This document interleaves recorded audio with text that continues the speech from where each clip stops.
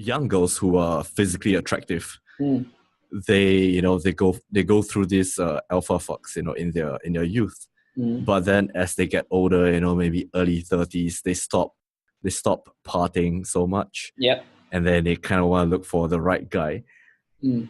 Do you think there is this sense of settling down for a nice guy?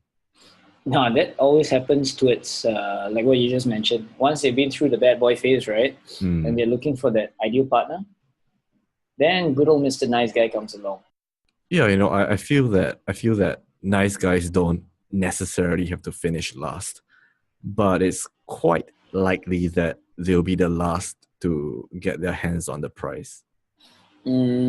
Which is not an absolutely bad thing, but to some guys, that's something that they will mind. Yeah. Well, you see, then again, it's subjective. Mm-hmm. Yeah. So it's like when you say you're right, they might be the last ones to get their hands on the prize, but then again, they get to keep it. And but here's the thing. I feel for this good old Mr. Nice Guy because she has been hurt, she's been jaded, and now she's very cynical. Mm-hmm. So good old Mr. Nice Guy here, unfortunately, has to deal with a lot of baggage before anything else can happen. And that in itself causes another set of problems because Mr. Nice Guy here is not equipped to handle that kind of situation. So he is overly nice when she actually wants maybe just a listening ear. But this Mr. Nice Guy goes way out and does things that are a little bit too much. And what does she feel? She feels overwhelmed and she's like, oh my God, it's going to end up the same way like the last time. You know what?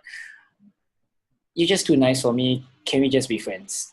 And that's where you hear the bell. Ding, ding, ding. And that's, again, that is a scenario that's been described in a lot of these materials that I read, about, like MGTOW, Red Pill. So a lot of the guys who subscribe to these philosophies, they are, essentially what the mainstream world would consider nice guys. To put it very bluntly, they are the beta guys. Right? They're not outstanding in any one area when they were young, but maybe when they reach their 30s, their career is going well and, they're earning more money. And now they find that they are attracting more of these women. But see, some of them realize that the women are only attracted to them because of what they've accumulated over the years. And these women, they wouldn't have given them the time of their day, back when they were in their 20s, as in the guys were in their 20s. Yep. So there is this resentment, there is this disrespect even that forms because of this situation. So, it's not just the girls who get cynical, the guys as well. Yeah, I totally agree with you. It's a two-way kind of thing. And it's kind of sad because it's a vicious cycle that happens all the time. And you see, who's to blame? I can't say. You can't really point a finger to one party. But can it be changed and can it be improved? Yes, it can, because it happens from within. So you see, a lot of people, and I believe that, to be honest, I mean, if this was actually taught in schools or this was actually kind of pushed when they are studying, this would be very helpful because, like, personal development, personal growth, for example, right? If you don't do a lot of deep self-reflection, okay, you can go for the bad boys, have your fun, but then there comes a time where you start to evolve.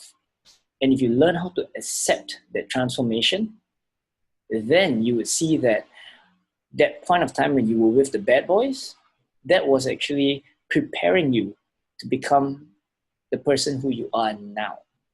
Yeah, correct. But let's say if they include personal development in the curriculum, which they won't. But yeah, okay. but let's say if that happens. Yeah, it's still hard to wash over your biological inclinations, your biological urges. It will be a challenge, but the thing is, at least it softens the blow rather than without it. Think about it. I mean, with that kind of knowledge, you are somewhat prepared. compared to without the knowledge, and it's going to be the wound is going to be a lot more deeper. We can't stop people from falling down. Like a lot of my clients have asked me, "Oh, can you guarantee results?" I said, "Are you willing to put in the work?" They say yes. I'm like, very good. Then you will get the results that you put in the work for. They were like, "What do you mean?" I'm like, "It's simple. X equals to X. You put in this amount of effort, you get that amount of results."